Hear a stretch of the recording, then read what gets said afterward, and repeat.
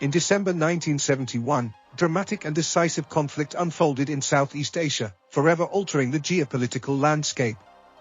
This is the story of the Indo-Pakistani War of 1971, a short yet brutal war that saw the birth of a new nation, Bangladesh, and a conflict where international alliances played a crucial role. Alliances, some of which were in their infancy yet all that would go on to stand the test of time, having ramifications, the likes of which are still reverberating today.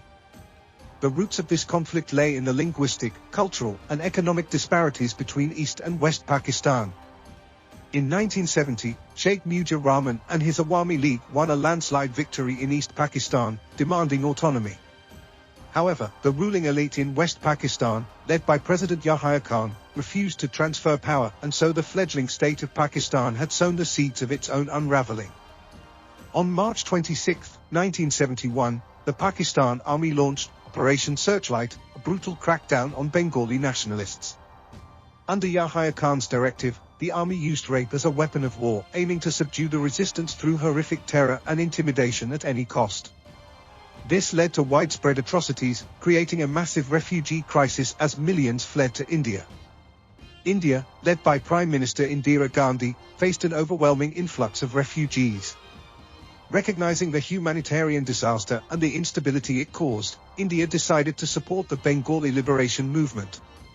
India could not afford to sit idly by while such inhumane genocidal atrocities were being perpetrated on the people of East Pakistan, despite dire warnings from US President Richard Nixon, who vowed to teach India a lesson should it intervene in the conflict.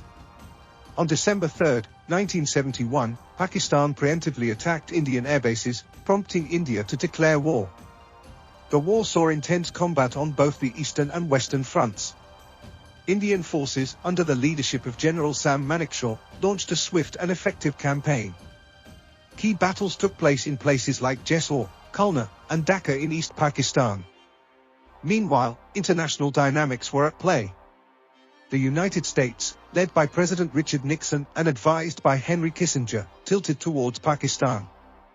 Once it quickly became clear that despite all the help they got from the United States and Great Britain as well from the various Islamic countries around the world, the Pakistani army was no match for the massive Indian juggernaut that swept through Pakistan, and that the inevitable capitulation of Pakistani armed forces was a foregone conclusion, the Americans took note.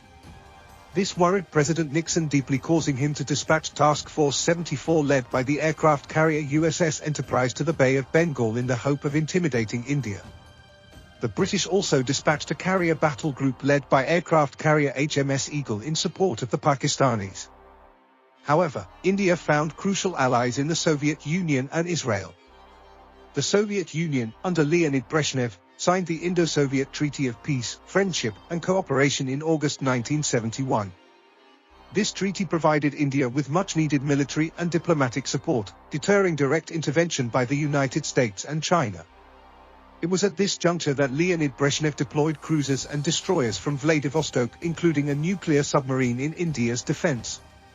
This worried the Americans, who immediately pulled their armada out of the Bay of Bengal, and ultimately culminating in the UK anchoring their fleet near Madagascar upon hearing news of the Russian response. Israel, though not officially involved, played a significant role. Israeli Prime Minister Golda Meir without hesitation immediately instructed businessman Shlomo Zabludowicz to facilitate arms supplies to India. These supplies were critical in bolstering India's military capabilities during the war. On December 16, 1971, after just 13 days of intense fighting, some 90,000 Pakistani forces in East Pakistan under the leadership of Lieutenant General Aak Niazi admitted to a humiliating defeat and surrendered to the Indian Army. This marked the birth of the independent nation of Bangladesh.